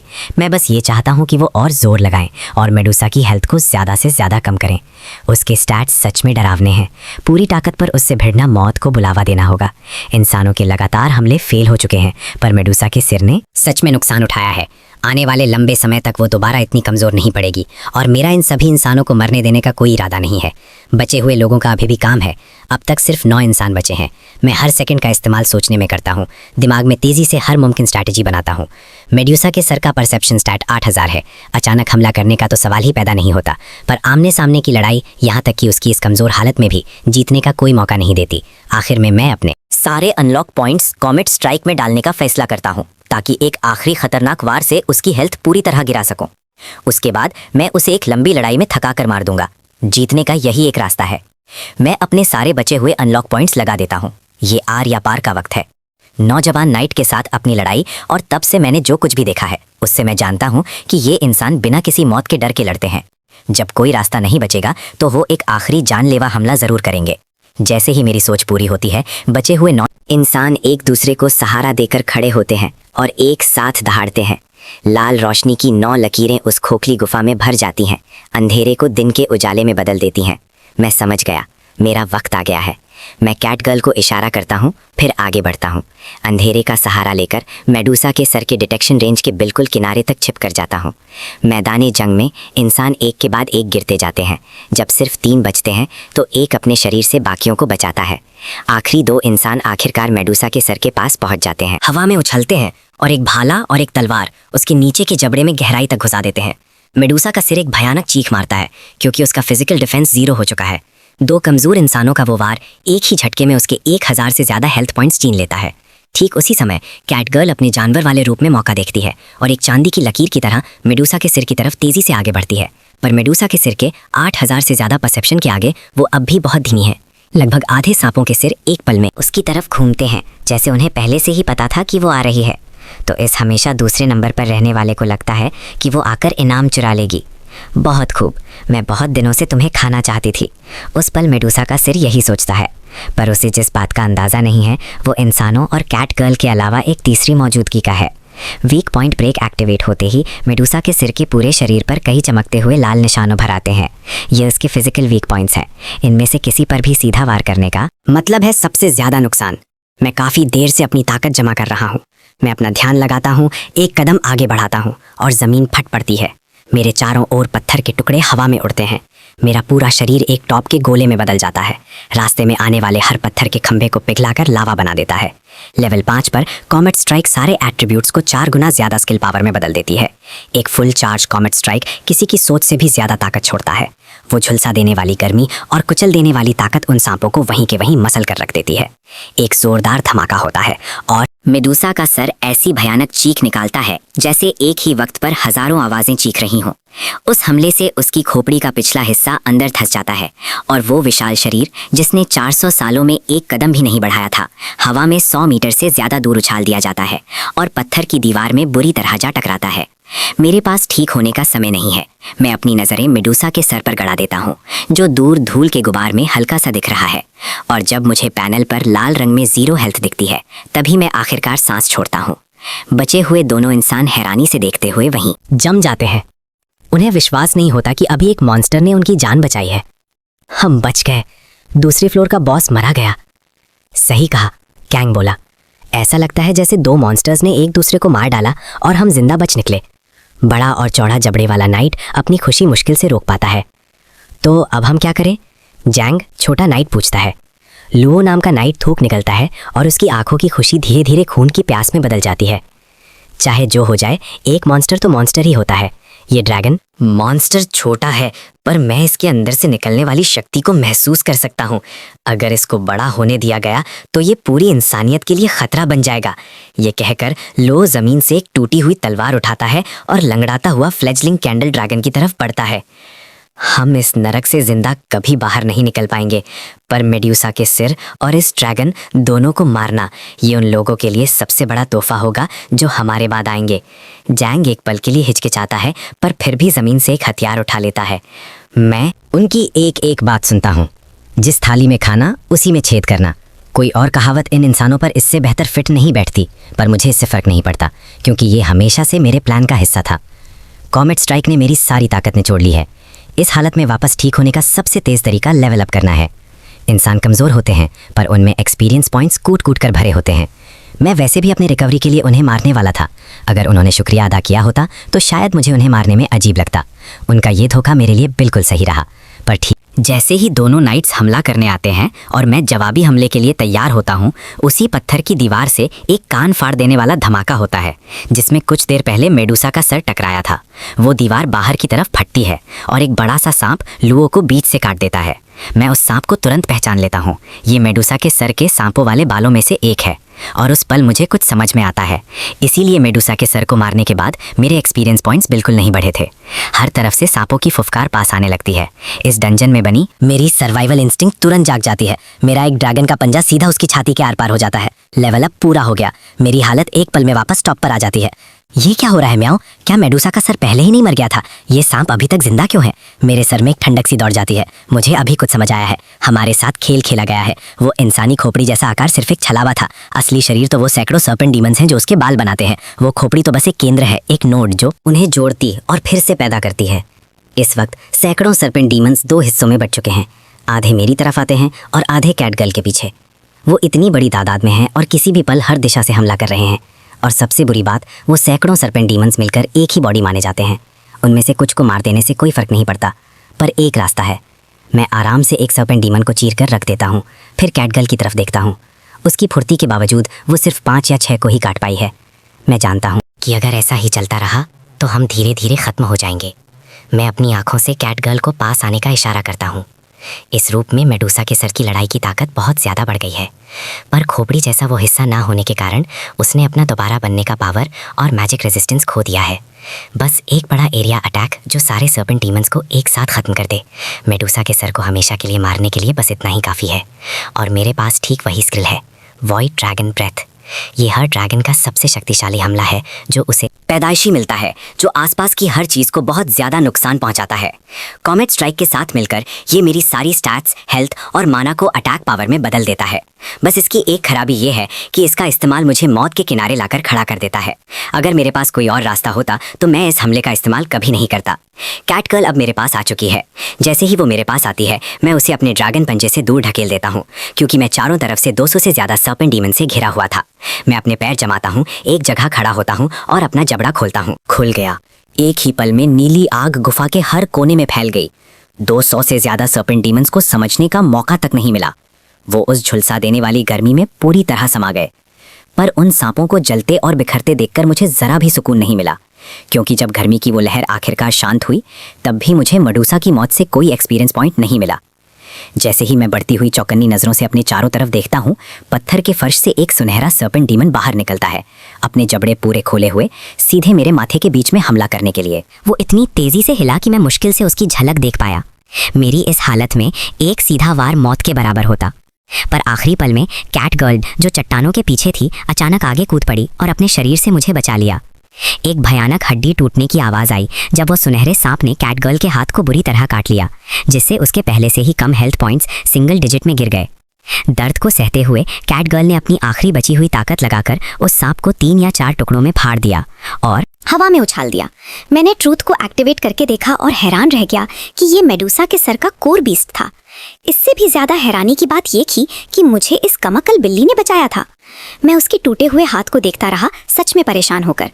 तुमने मुझे क्यों बचाया? किसी भी हिसाब से सबसे सही फैसला यही होता कि कोर बीस्ट को मुझे मारने देती और फिर कोर बीस्ट को तुम खुद खत्म कर देती। कैटगर्ल का चेहरा पीला पड़ गया था, पर उसने जबरदस्ती मुस्कुराते हुए कहा, क्या हमारा कोई सौदा नहीं हुआ था? मैं आऊं, हम इस चीज को मिलकर मारने वाले थे। मैं 2nd फ्लोर की बॉस बनती और तुम 3रे फ्लोर पर जाते। ऊपर से तुमने पहले मेरी जान बचाई थी, मैं तुम्हें मरने कैसे दे सकती थी? म्याओ। उसकी मासूम बातें सुनकर मुझे हंसी जैसा कुछ महसूस हुआ, इंसानों और उनके ठंडेपन को याद करके। ऐसा लगता है मुझे इंसानों के सबसे ऊपर होने के अपने पुराने विश्वास पर दोबारा सोचना पड़ेगा। मैं मेडूसा के सिर के बचे हुए हिस्से के पास गया, उसकी खोपड़ी को अपने पैर से कुचला, टुकड़ों को उठाया, अपने मुंह में डाला, 2 बार चबाया और निकल गया। नोटिफिकेशन, मेन क्वेस्ट 50% पूरा हो गया। अनलॉक पॉइंट्स मिल गए। करंट लेवल बढ़कर लेवल 20 हो गया। एवोल्यूशन की शर्तें पूरी हो चुकी हैं। जब मैंने काम पूरा होने की आवाज़ सुनी तभी मैंने अपनी टेंशन छोड़ दी और ज़मीन पर गिर पड़ा, गहरी और भारी सांसें लेते हुए। उसी वक्त कैटगर्ल ने मुझे खुशी से ज़ोर से गले लगा लिया और अपना चेहरा मुझ पर ऐसे रगड़ा जैसे कल कभी आएगा ही नहीं। मुझे ये कहना पड़ेगा कि कैटगर्ल का इंसानी रूप ऊपर से काफ़ी भरा हुआ है। मैंने पहले उसकी चोटों को ठीक करने के लिए कंडेंसेट और हील का इस्तेमाल किया। फिर मैंने मेडूसा के सर के पास आसपास देखा। 3रे फ्लोर का रास्ता पूरी तरह खुला हुआ है, पर जैसे ही मैं रास्ते में कूदने वाला था, कैटगर्ल बोल पड़ी। उसके चेहरे पर आगे ना जाने की हिचकिचाहट साफ झलक रही थी। हम कितनी अच्छी टीम बनाते हैं। अगर तुम रुक जाते तो 2nd फ्लोर पर हमें कोई नहीं हरा पाता। म्याओ। वो रुकती है जैसे उसे कोई आइडिया आया हो। उसका चेहरा लाल हो जाता है जब वो जल्दी से बोलती है, तुम बहुत स्मार्ट हो और मैं बहुत स्ट्रांग हूँ। मैं 2nd फ्लोर की रानी बनूंगी और तुम मेरे रॉयल स्ट्रैटेजिस्ट बनोगे। मैं थोड़ा हैरान हूँ। मुझे समझ नहीं आ रहा कि इस बिल्ली के दिमाग में ऐसी बात आई कहाँ से। मैं अपने कंधे उचकाता हूँ। छोड़ो इसे। मैं हमेशा से खुले आसमान और गुनगुनी धूप जैसी जगह पसंद करने वाला इंसान रहा हूँ। ये कहकर मैं आगे बढ़ता हूँ और सीधे नीचे वाले रास्ते में कूद जाता हूँ। कैटगर्ल मुझे फॉलो करने के लिए आगे आती है, पर मेरी आवाज़ नीचे के रास्ते से ही आ रही होती है। सेकंड फ्लोर पर अब ऐसा कुछ नहीं बचा जो तुम्हें नुकसान पहुंचा सके, जब तक हम दोबारा नहीं मिलते कैटगर्ल। दूसरों के लिए तीसरे फ्लोर का रास्ता मौत का फरमान हो सकता है, पर मेरे लिए ये आज़ादी का एकलौता रास्ता है। अगले ही पल मुझे सब कुछ पर पछतावा होता है। पहला फ्लोर चट्टानों वाली गुफा थी, दूसरा एक कीचड़ वाला अंडरग्राउंड गड्ढा था, पर मैंने इसकी कभी उम्मीद नहीं की थी। तीसरी मंजिल बर्फ़ और स्नो की एक विशाल खुली दुनिया है। जहाँ तक नज़र जाती है कोहरे और सफ़ेदी के अलावा कुछ नहीं है, और तापमान लगभग 150 डिग्री है। मैं जल्दी से दूसरे एवोल्यूशन के ऑप्शंस निकालता हूँ। एक नज़र देखते ही मेरी आंखें फटी की फटी रह जाती हैं। पहले 3 ऑप्शंस पिछली बार जैसे ही हैं, पर मुझे हैरानी होती है जब चौथा ऑप्शन दिखाई देता है, minor ice. Dragon, rare grade bloodline in conditions of extreme cold, triggered by an intense obsession with heat sources deep in the consciousness. ये एक लो प्रोबेबिलिटी एवोल्यूशन पाथ है जिसमें आइस एट्रीब्यूट इम्यूनिटी की इनेट स्किल मिलती है। अपनी हेल्थ को ठंड की वजह से कम होते देखकर मैं बिना सोचे समझे माइनर आइस ड्रैगन चुन लेता हूँ। पहले की तरह ही ट्रूथ की जानी पहचानी आवाज़ के साथ एवोल्यूशन पलक झपकते ही पूरा हो जाता है। मेरे शरीर से एक एक ब्लैक वायलेट स्केल झड़ जाता है, पर जैसे ही मैं इस एवोल्यूशन से मिले स्टैट गेन्स चेक करने वाला होता हूँ, ठीक मेरे ऊपर से एक जानी पहचानी चीख सुनाई देती है। मैं जल्दी से ऊपर देखता हूँ और एक बहुत बड़ा पिछला हिस्सा अपनी पूरी रफ्तार से मेरी तरफ आते देखता हूँ। मुझे बचने का मौका तक नहीं मिलता, सीधी टक्कर। क्या मैंने तुम्हें हटने के लिए नहीं कहा था? म्याओ। थोड़ी देर तक घूमने के बाद ये साफ हो जाता है कि तीसरा फ्लोर पहले 2 फ्लोर्स जैसा बिल्कुल नहीं है। ये पूरी तरह से सफ़ेद बर्फ और स्नो की एक अनंत दुनिया है। यहाँ तक कि यहाँ के जानवर भी आधे पारदर्शी और बर्फीले हैं, जो बिल्कुल बर्फ की मूर्तियों जैसे दिखते हैं, और उनमें से हर एक लेवल 70 या उससे ज़्यादा का है। तीसरे फ्लोर को जितनी जल्दी हो सके ख़त्म करने के लिए कैट गर्ल और मैंने यहाँ जानवरों का शिकार करने और अपने लेवल्स बढ़ाने का फैसला किया। और इस तरह 10 दिन से ज़्यादा की ट्रेनिंग और एडजस्टमेंट के बाद और पागलों की तरह कई हज़ार आइस स्कल्पचर बीस्ट्स को मारने के बाद मेरा लेवल बढ़कर सेकंड एवोल्यूशन लेवल 8 हो जाता है। क्योंकि हर एवोल्यूशन के बाद लेवल्स रीसेट हो जाते हैं, इसीलिए मैं अब किसी लेवल 88 डंजन बीस्ट के बराबर हूँ। कैट गर्ल, जिसे हमारी पार्टी के बोनस का फ़ायदा मिला है, वो भी उसी टाइम में लेवल 51 से लेवल 62 तक पहुँच गई है। पर जैसे जैसे हमारे लेवल्स बढ़ते हैं, मुझे तीसरे फ्लोर के कैनियन में कुछ बहुत अजीब लगने लगता है। क्योंकि कैनियन के बाहर के जानवर छोटे लेवल के हैं, मैं सिर्फ इसके अंदर ही शिकार कर रहा हूँ। कैनियन के बाहर वाले क्रिम्सनवुड स्नो वुल्फ्स भले ही बर्फ़ की मूर्तियों जैसे दिखते हों, उनका खून पारदर्शी है, उनका मांस सफ़ेद है, पर वो सच में जीते जागते जानवर हैं। लेकिन कैनियन के अंदर वाले स्नो वुल्फ्स सिर्फ बर्फ़ से बने हैं, जिनमें ना तो कोई मांस है और ना ही खून। सबसे बड़ी बात ये कि लेवल 5 पर एक को मारने पर मुझे 200 एक्सपीरियंस पॉइंट्स मिलते थे, पर अब लेवल 8 पर आगे बढ़ने के लिए डबल एक्सपीरियंस अनलॉक होने के बावजूद एक स्नो वुल्फ को मारने पर सिर्फ 50 पॉइंट्स मिलते हैं। इससे मेरे दिमाग में एक डरावनी संभावना आती है। मैं कैट गर्ल को लेकर कैनियन की और गहराइयों में चला जाता हूँ। रास्ते में हमारा सामना हर तरह के जानवरों से होता है, पर बिना किसी अपवाद के। हर एक का शरीर बर्फ का बना है, कोई इंस्टिंक्ट नहीं, कोई समझ नहीं, बात करने की कोई क्षमता नहीं। सबसे ज़्यादा हैरान करने वाली बात यह थी कि कैनियन के एकदम अंदर मुझे बर्फ से बना पूरा एक इंसान मिला। इससे मेरा शक और भी पक्का हो गया। इस कैनियन का हर एक जानवर एक कठपुतली है, और क्योंकि कैनियन के इन जानवरों में लगभग कोई भी कमज़ोर नहीं है, इस सब के पीछे जो भी जीव है वो बहुत ज़्यादा शक्तिशाली होगा। लगभग तय है कि वो तीसरे फ्लोर का बॉस आइस फीनिक्स है। कैट गर्ल और मैं पूरे 3 दिनों तक आगे बढ़ते रहे। उन समन की हुई कठपुतलियों को लगातार मारने से मैं सेकंड एवोल्यूशन के लेवल 11 तक पहुंच गया, जबकि कैट गर्ल लेवल 75 तक पहुंच गई। पर लेवल बढ़ने से सिर्फ आपका शरीर ठीक होता है, दिमाग नहीं। कैट गर्ल, जिसने शायद ही आराम किया था, हर कदम पर लड़खड़ा रही थी। मैं थक चुकी हूँ। म्याओ, क्या हम थोड़ा ब्रेक ले सकते हैं? तीसरे फ्लोर का बॉस बस पास ही है, उसे मारने के बाद आराम करेंगे। अगर तुम थक गई हो तो तुम यहाँ रुक सकती हो, तुम्हारी स्पीड से तुम मुझे 1 घंटे में पकड़ लोगी। ये सुनकर कैट गर्ल का चेहरा उतर गया। वो साफ तौर पर मुझे अकेला नहीं छोड़ सकती थी, इसीलिए उसने अपने दांत पीसे और चलती रही। डॉग बॉय, तुम पिछले कुछ दिनों से अजीब अजीब हरकतें कर रही हो। म्याओ, तुम बॉस को मारने पर इतना क्यों अड़े हो? क्योंकि मैं जल्दी लेवल अप करना चाहता हूँ, लेवायथन को मारकर इस नरक से बाहर निकलना चाहता हूँ। मेरे करण बिल्कुल साफ है। मैं चाहे जो भी बन जाऊं, अंदर से तो इंसान ही हूं। मुझे एक शांत जिंदगी चाहिए। ये डंजन मेरी जगह कभी था ही नहीं। कैट गर्ल कुछ कहना चाहती थी, पर जब उसने मेरी आंखों में एक पक्का इरादा देखा तो उसने बस अपने होंठ दबाए और खुद को मेरे पीछे चलने पर मजबूर कर दिया। तभी कैनियन आगे एक बड़ी खुली जगह में फैल गया। मेरे कदम रुक गए। तुम क्यों रुक गए? म्याओ, क्या तुम्हें तीसरे फ्लोर का बॉस मिल गया? कैट गर्ल भी मेरी ही नज़र को फॉलो करती है। वहाँ खुले मैदान में एक बड़ी आइस फीनिक्स एक बर्फ के घोंसले के बीच चुपचाप बैठी है, जैसे कि वो शुरू से ही हमारा इंतजार कर रही थी।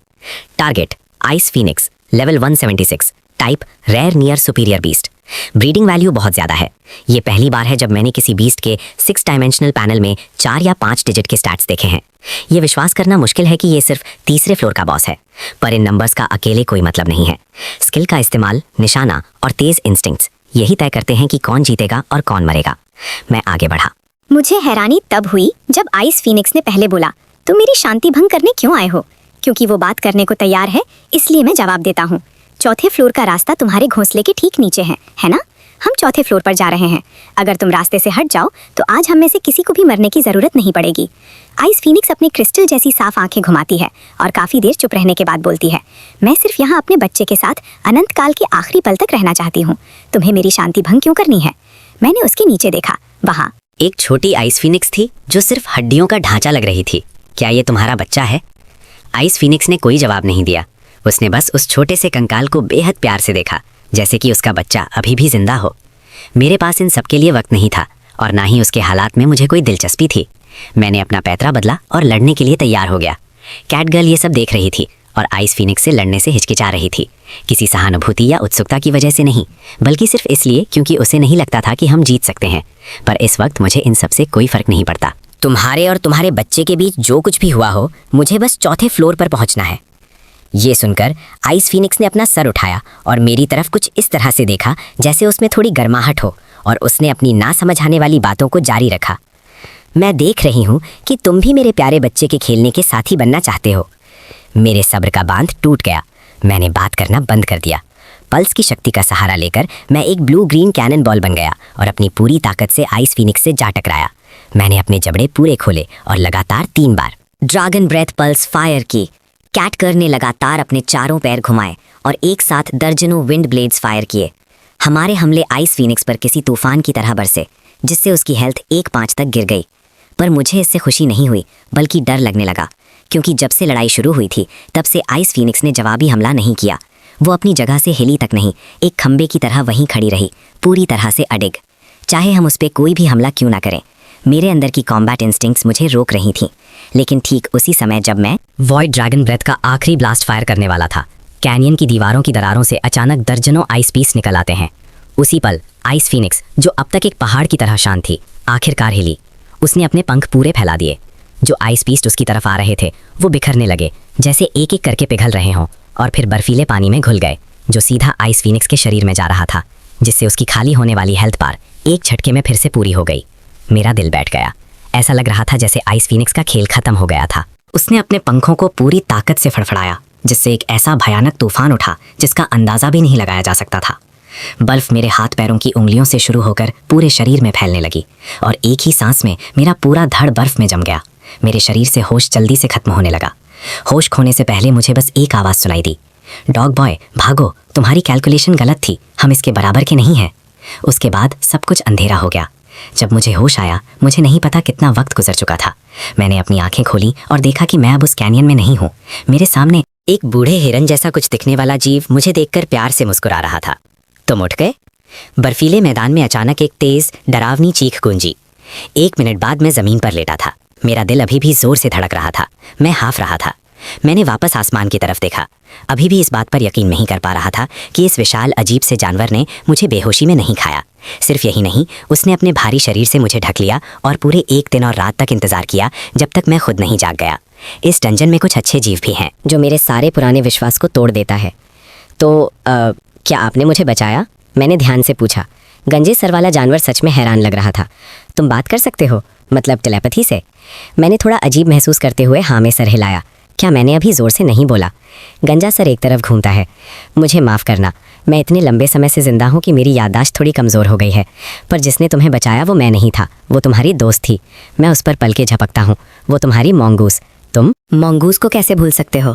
Cat girl. मैं वहीं जम गया। यादों के टुकड़े एक घूमती हुई लालटेन की तरह सामने से गुजरे। मुझे याद है आइस फीनिक्स के जमाने वाले ऑरा ने मेरे पूरे शरीर को बर्फ में जमा दिया था। लेकिन ठीक उसी पल कैट गर्ल आगे आई, मेरी तरफ भागी और अपनी आखिरी बची हुई सारी ताकत लगाकर मुझे आइस फीनिक्स के घोंसले से बाहर फेंक दिया, चीखते हुए, डॉग बॉय आओ और मुझे बचाओ। इस सच का पूरा बोझ मुझ पर पड़ता है। मैं अपने घुटनों पर गिर जाता हूँ। मेरी छाती में ऐसा लगता है जैसे किसी अनजानी मुट्ठी ने उसे जकड़ लिया हो और कुचल दिया हो। कड़वा सच और उसकी बेबसी मुझे एक लहर की तरह डुबो देती है।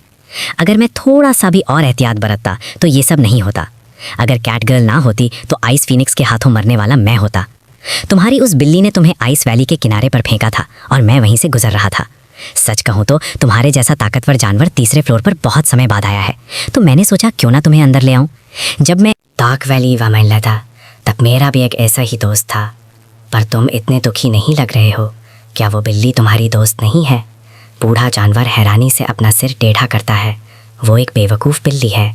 उसने तुम्हें बचाने के लिए अपनी जान जोखिम में डाली। तुम इतने शांत कैसे लग सकते हो? मुझे क्या करना चाहिए? मैं मुड़ता हूँ और आइस वैली की तरफ चल पड़ता हूँ। बूढ़ा जानवर तुरंत मेरे सामने आ जाता है। आप मुझे क्यों रोक रहे हैं? क्योंकि मैं एक जवान जानवर को सीधे मौत के मुंह में जाते देख रहा हूँ। तुम्हें रोकना एक बुजुर्ग का फ़र्ज़ है। कैटगर्ल मर चुकी है और वो मेरी वजह से मारी है। उसका बदला लेना मेरी जिम्मेवारी है। मेरे अल्फाज सख्त और साफ गूंजते हैं, पक्के इरादे से भरे हुए। बूढ़ा जानवर कुछ नहीं कहता। उसकी नज़र थोड़ी नीचे झुकती है। मेरे 2 ड्रैगन पंजे इतनी जोर से मुट्ठी में बंधे हैं कि उंगलियों के जोड़ों से खून निकल रहा है। बूढ़ा जानवर समझदारी से मुस्कुराता है, जैसे कोई प्यारी बात याद कर रहा हो। एक लंबे समय के बाद वो बोलता है, क्या हो अगर मैं कहूँ कि तुम्हारी दोस्त अभी मरी नहीं है?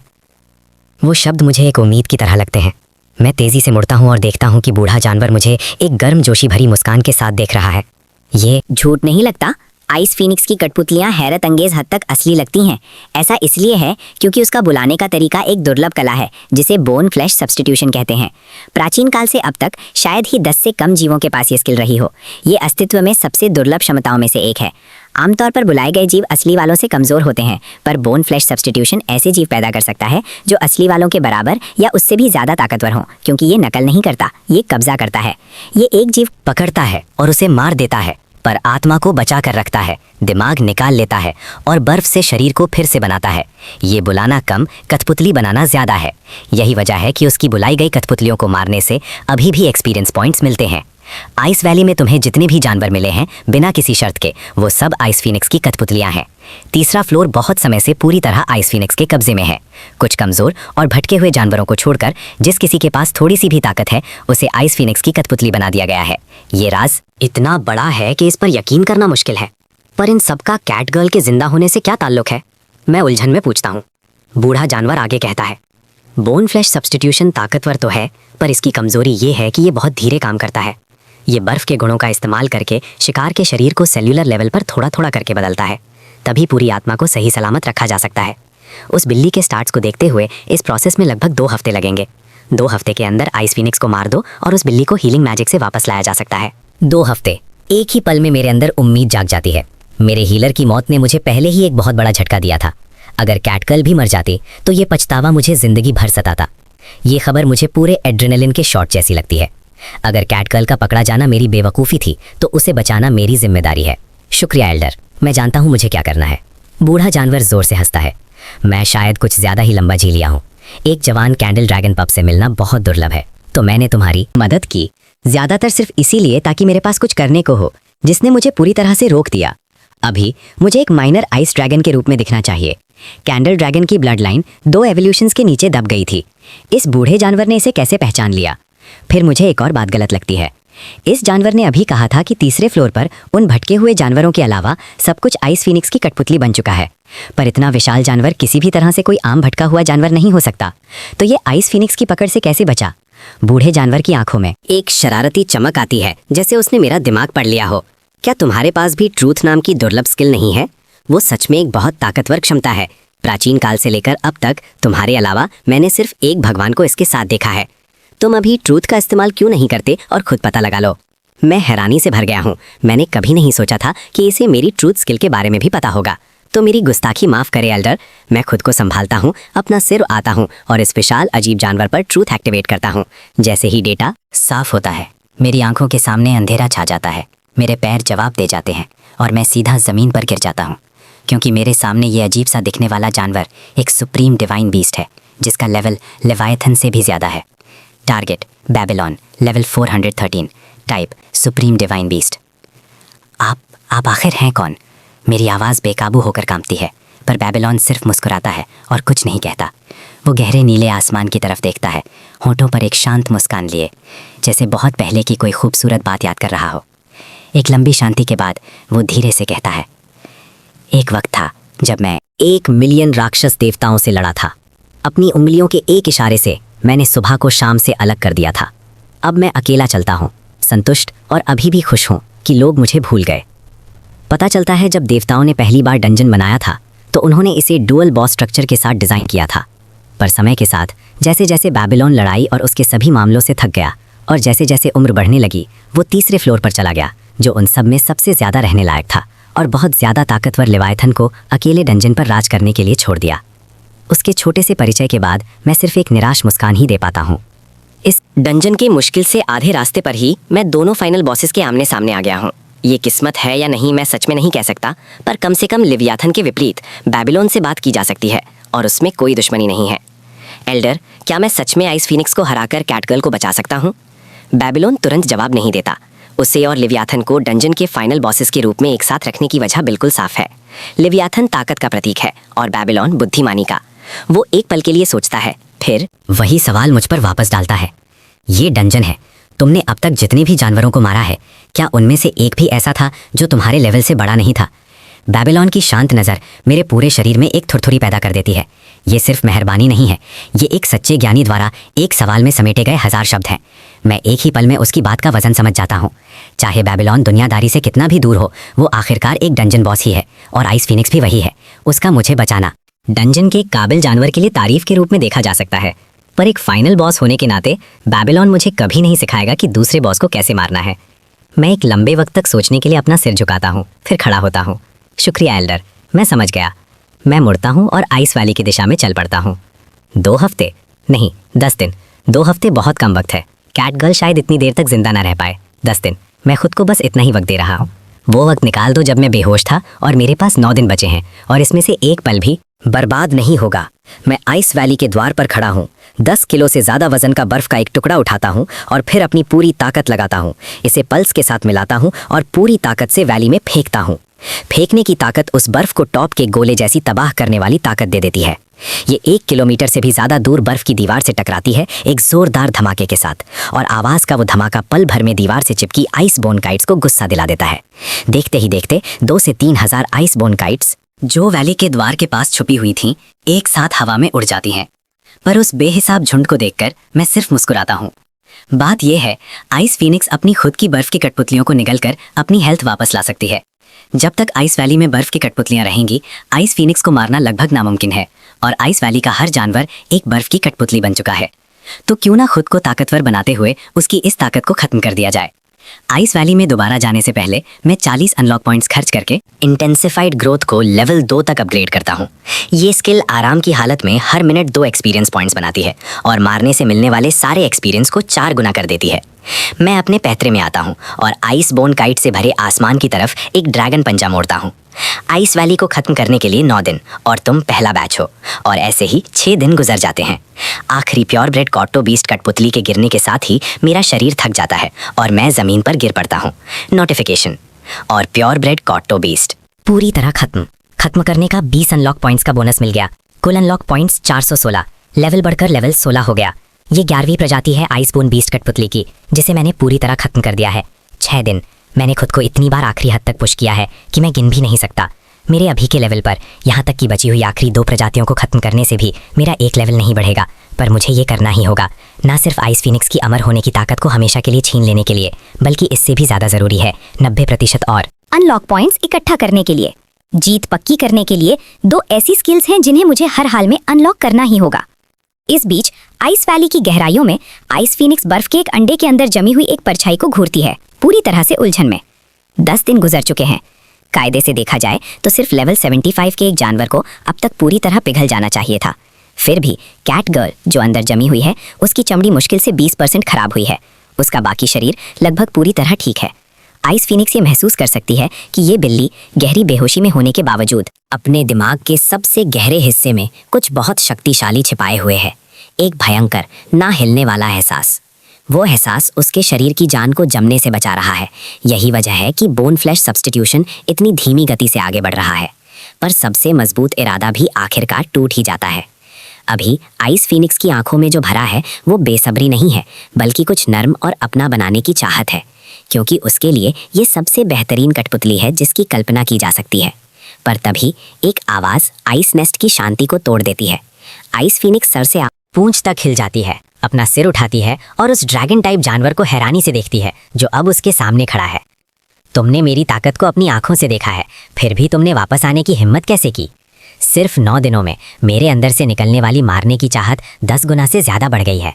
मैं आइस फीनिक्स की आंखों में आंखें डालकर ठंडी और गर्व भरी नजरों से मिलाता हूँ और शांति से कहता हूँ, क्या तुम्हारी माँ ने तुम्हें कभी नहीं सिखाया कि किसी को उसकी मर्जी के खिलाफ बंद कर रखना कानून के खिलाफ है?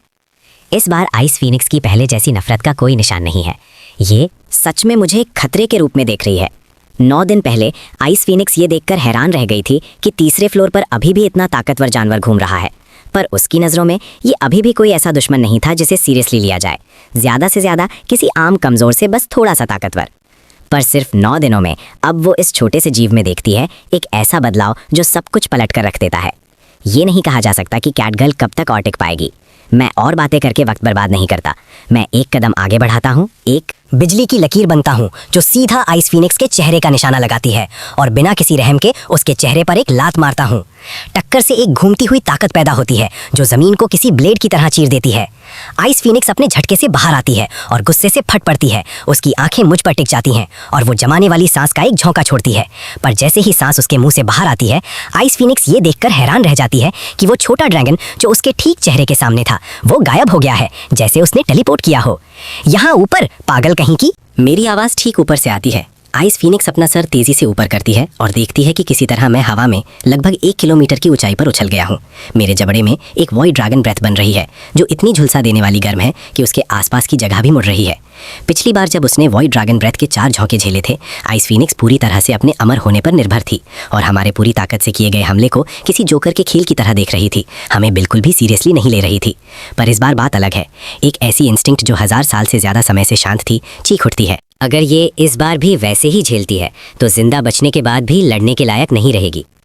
1 सेकंड के 1000वें हिस्से में आइस फीनिक्स अपने अंदर बेहिसाब माना इकट्ठा करती है और अपने ठीक ऊपर बर्फ की एक के बाद एक कई परतें बना लेती है, कुल मिलाकर 5 परतें। आइस फीनिक्स के ऊपर एक ना टूटने वाला किला बन जाता है, वॉइड स्काई पियर्स। मैं अपने जबड़ों से सैकड़ों मीटर लंबा आग का गोला छोड़ता हूँ जो पूरे आसमान को झुलसाकर लाल कर देता है। पहली परत तो बिना टकराए ही भाप बन जाती है, फिर दूसरी, तीसरी और चौथी। डर से आइस फीनिक्स का चेहरा सफ़ेद पड़ जाता है। जैसे ही आखिरी बर्फ की दीवार पल भर में टूटती है, वो आग का गोला आइस नेस्ट के साथ सीधा आइस फीनिक्स के शरीर के आर पार हो जाता है। आइस फीनिक्स की एक दर्दनाक चीख पूरी आइस वैली में गूंज उठती है। एक ही वार और उसकी आधी हेल्थ खत्म। अगर उन 5 बर्फ की दीवारों ने ज्यादातर ताकत ना रोकी होती तो वो एक हमला ही आइस फीनिक्स को वहीं मार देने के लिए काफी था। कैसे? तुम इतने ताकतवर कैसे हो गए?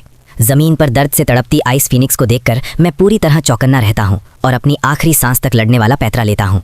ये हमला सिर्फ वॉइड ड्रैगन ब्रेथ को एक जगह जमा करके नहीं किया गया था। ये एक एडवांस्ड इनेट स्किल थी। मैंने पूरे 300 अनलॉक पॉइंट्स खर्च किए ताकि वॉइड ड्रैगन ब्रेथ का सबसे बड़ा रूप अनलॉक कर सकूं, वॉइड स्काई पियर्स। ड्रैगन प्रजाति की सबसे शक्तिशाली तकनीक, एक ऐसी ताकत जो देवताओं के पास भी नहीं होती।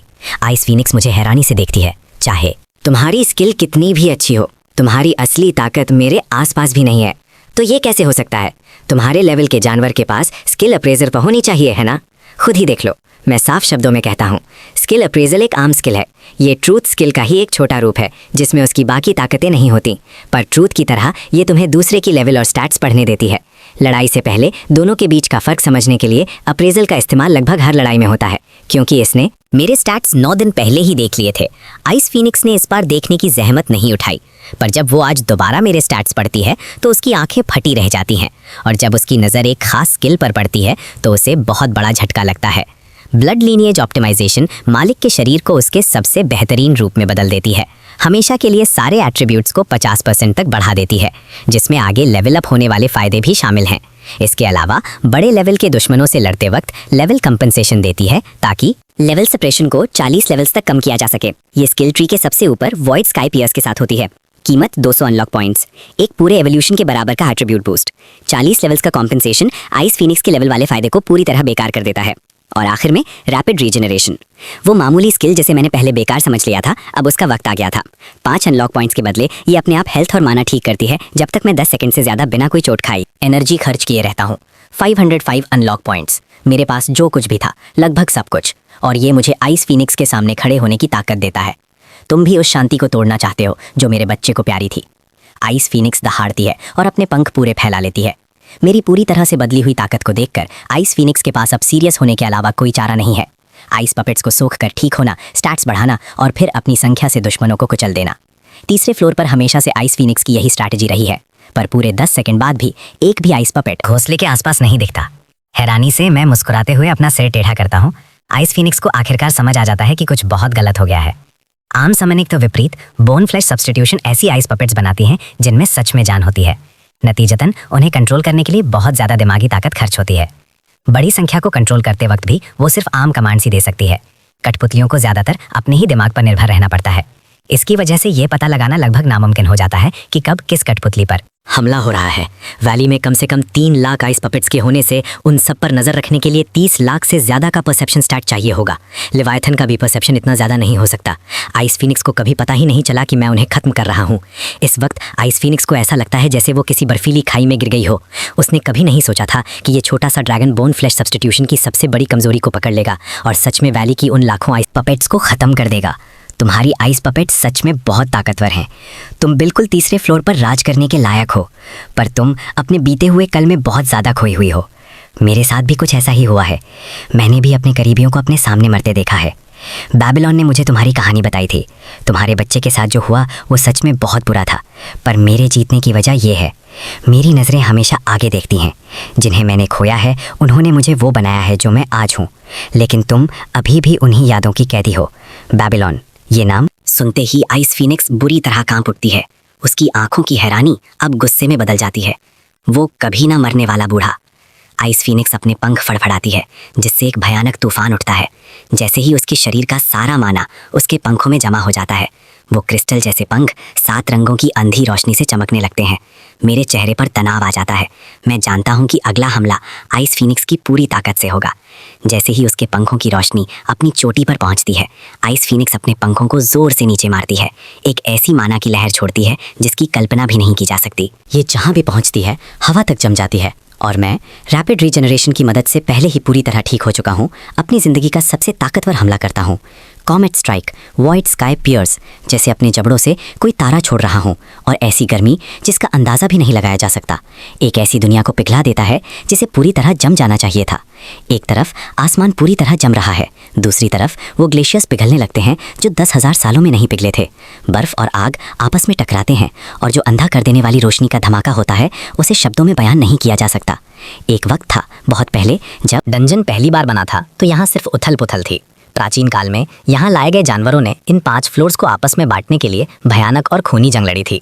कई सालों तक चले उस बेरहम नरसंहार के बाद एक फीनिक्स का जन्म हुआ।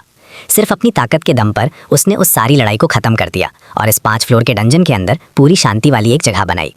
एक वक्त था जब ये जगह चिड़ियों की चहचहाहट से गूंजती थी और ज़मीन के हर कोने में गर्माहट खिलती थी।